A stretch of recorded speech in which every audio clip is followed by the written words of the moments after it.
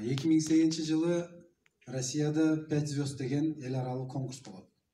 Ошол жака Кыргызстандын ичинен менмин деген ырчылардын баары жарышка түшөт. Кыргызстандын атынан ким барат деп. Ошол сынакка мен дагы барып, мен ошол сынакты жеңип алдым. Анан Кыргызстандын атынан Мелис байке ошондо жюринин председатели болчу, КТРКнын башчысы болчу.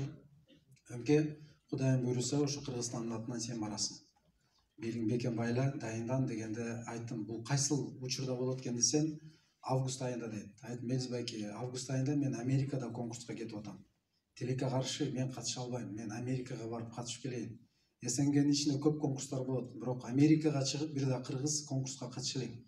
Мен биринчи болуп барып келейин байке десем, жолун ким төлөп атат дейт. Өзүм десем, бүт чыгымдарын каяктан чыгып атат дейт. Спонсорлоруң барбы дейт. Жок, өзүм баарын көтөрүп атам, өзүм эле жолго аттанып атам десем, чоң компанияларга, мыкты акелериңе кайрылган жоксуңбу дейт. Жок, кайрылган жокмун байке, Кудайга шүгүр, өзүмдө тыйыным бар. Өзүм эле барып, өзүм аракетин кылып көрөйүн, Кыргызстан желегин көтөрөйүн десем, бир мындай самал ойлонуп калып анан айтты, өмкем, эртең убактың болсо бир мага келип учурашып кетчи деп суранды да.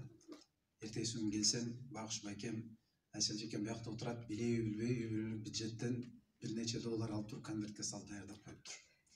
Анан келип айтат, өмкем, мен бай болбосом дагы ушуну аз болсо да көп көрүп, кичине болсо да сенин сапарыңда сага ушул деген бир мындай көмөк болсун.